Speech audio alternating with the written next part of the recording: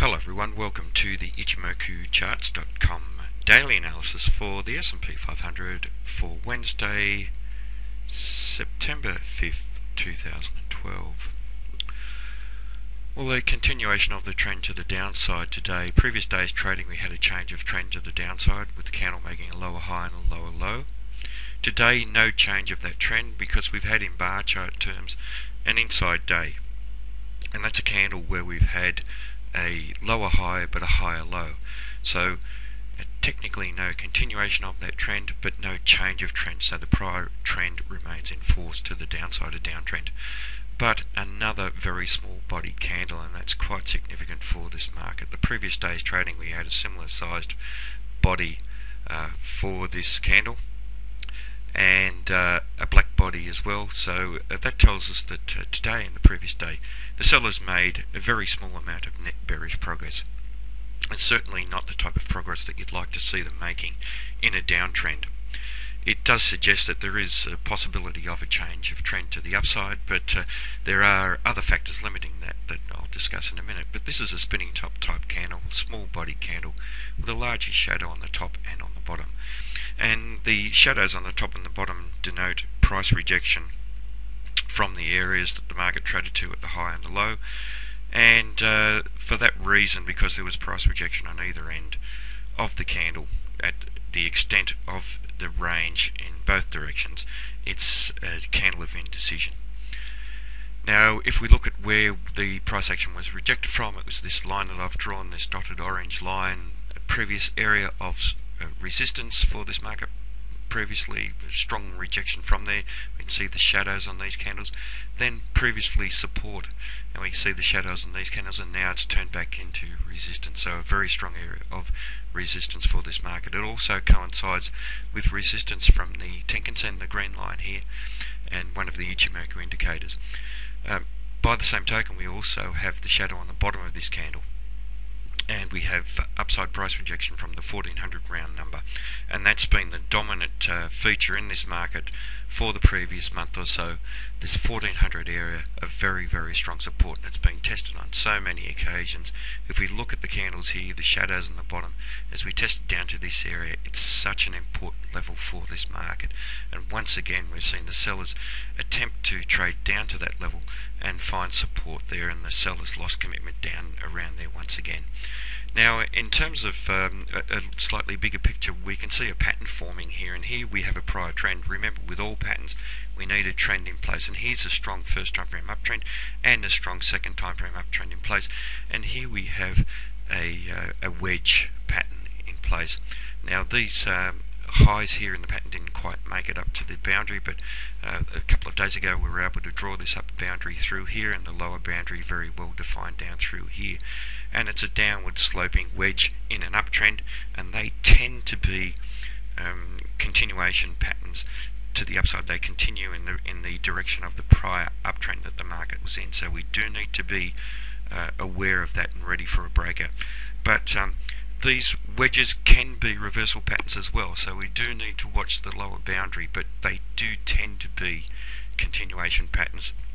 So the way that this congestion that the market is now forming is shaping up is looking as though it's more likely to be a breakout to the upside and a test to these higher levels above the orange dotted line and above the 1415 area and to 1422. But if we look here, very strong resistance up above this orange line as well, extending up to the 1415 area. A lot of downside price rejection from the shadows on these candles as well. So a market where we have very strong support below, very strong resistance up above, a fairly well-defined wedge pattern in an uptrend, a downward sloping wedge. The probability is for a breakout to the upside, but we do need to wait for confirmation of that pattern, and that would be a close above or below the boundaries of that pattern. Now, in terms of the Fibonacci extension, nothing's really changed here since yesterday. We're in a downtrend. We're examining the relationship of the current first time frame downtrend to the prior time the market was trending down, and we saw a rejection here from the 100% level the previous day, and once again here today, rejection from the 61.8% level. So it does set the market up for a potential change of trend to the upside. And in terms of the Fibonacci retracement of the prior uptrend, rejection to the upside from the 100% level, and here today the market's failed to close down below the 61.8% level. Strong potential for a change of trend. Now, in terms of Ichimoku, we have a market that's bullish in the longer term time frame by trading up above the cloud. So that sets the overall picture and then probably the overall direction that you want to be trading this market if you are a longer term trader, and combine that with triggers in the faster time frames. Also trading up above the Kijun-sen, the pink line here, and that tells us that we're bullish in the medium term time frame, but that indicator has turned flat and we have seen price action being attracted back towards there. The only thing that's stopping price action from travelling all the way back to the Kijun-sen is this strong support around the 1400 level, but it wouldn't surprise to see the market test down below there and test to this 1390 level that I've highlighted previously as an important area of support. And the Kijun-sen will offer support if the market does trade down to that level. So that actually does shape how we deal with a downside breakout below the wedge pattern. We really would need to be careful of it if we just break below the barrier and test to this level in a not so bearish way.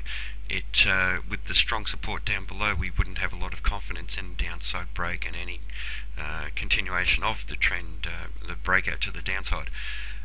But a breakout down below the area here may force us to redraw the pattern and then look for perhaps a continuation back within the pattern and a breakout to the upside. In terms of the short-term time frame, we still have the market trading just below the Tenkan-sen, so we have a bearish market in the short-term time frame, but we're only just trading below the Tenkan-sen. For quite some time we were trading up above the Tenkan-sen, and we've been trading below there, not testing substantially below, and then being attracted back towards there and finding resistance there. Today we tested up above there and found resistance. So as I've mentioned before, a market where we have strong resistance up above and strong support down below, and basically that's what you do see when the market is congesting. Now, in terms of trading this pattern, however, because our bigger picture with Ichimoku is bullish by trading above the cloud and above the Kijun-sen, it does suggest that the likelihood of the breakout of this pattern, this downward sloping wedge, is more likely to be to the upside. So we do need to be aware of that, but be realistic about this. If we just see a breakout up above the barrier, then we do have that important resistance up above at 1415, 1422. What we'd like to see is a very, very bullish breakout up above to give the market momentum to take out those areas. But that really is up to the trader. You would feel more confident with a very bullish breakout rather than one where we see some price rejection and only a soft close up above that barrier. So overall, a market that's still congesting, quite a lot of indecision in the market at the moment.